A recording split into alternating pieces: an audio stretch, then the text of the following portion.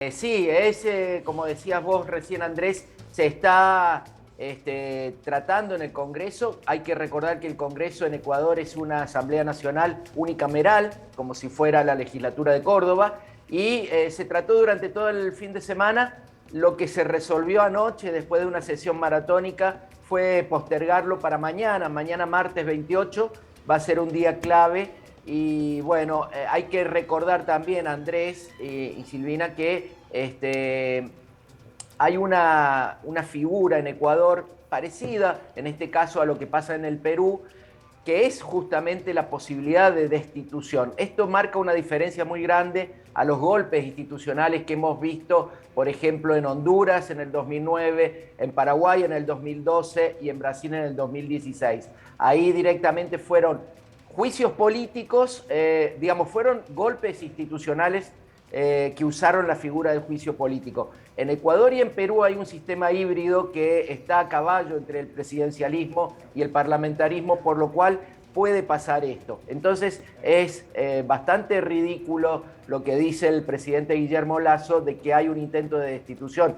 Obviamente, como si estuviera descubriendo la pólvora. Obviamente que hay un intento de destitución, lo dicen los propios líderes indígenas, no lo ocultan, y eso lo permite la Constitución del Ecuador, y lo que está en juego de verdad y profundamente es el sistema económico y social y la brutalidad del ajuste neoliberal, ¿no? Mariano, después de 14 días, aparentemente Guillermo Lasso habría aceptado convocar al diálogo a los dirigentes indígenas como Leonidas Issa, que estuvo detenido en el marco de la protesta, y esto exasperó aún más la crisis.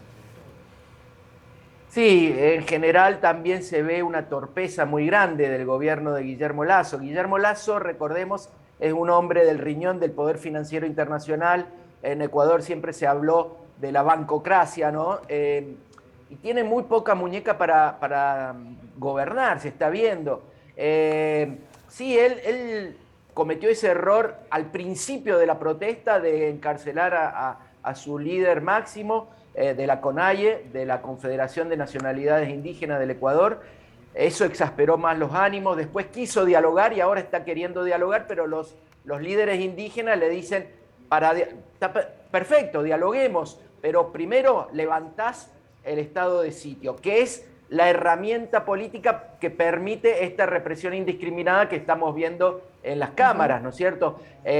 Grupos internacionales y entre ellos la Comisión Veedora de Argentina está ratificando 5 muertes. El informe que pasaron ustedes recién habla de 6 muertes. Entonces, los indígenas le dicen, levantá el estado de sitio y nos sentamos a dialogar. 166 son los heridos aproximadamente y más de 123 los detenidos.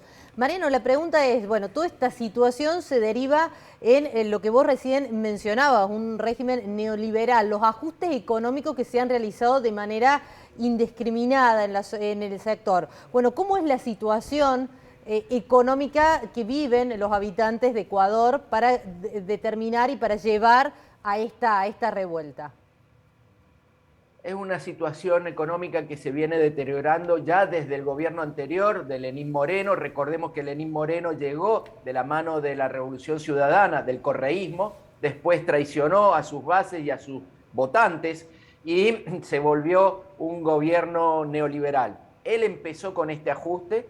Cuando terminó, recordemos, Silvina, que en los primeros estallidos sociales en Ecuador fueron en el 2019, a fines del 2019, cuando los indígenas llegaron a tomar la ciudad de Quito.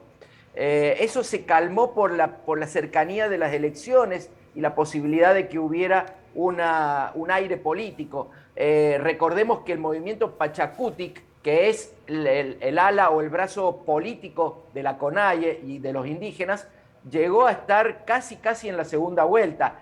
Pasó finalmente Lasso en contra del correísmo de Andrés Arauz, que era el candidato correísta, pero el candidato Yacu Pérez, que representaba a los indígenas, estuvo a punto de pasar a esa segunda vuelta. Había una esperanza entre los pueblos indígenas, eso se desvaneció con el triunfo de Guillermo Lasso.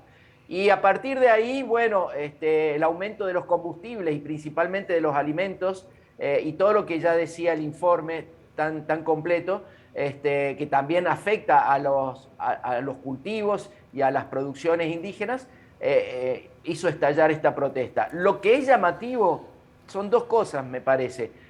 Por un lado, como una situación económica que afecta a todo el pueblo del Ecuador, Sí. solamente impulsa a los indígenas a salir a poner el cuerpo. Eso me llama mucho la atención. La falta absoluta de presencia de clases medias, llamémoslas mestizas o blancas en la calle, pobres y trabajadores que también están siendo afectados.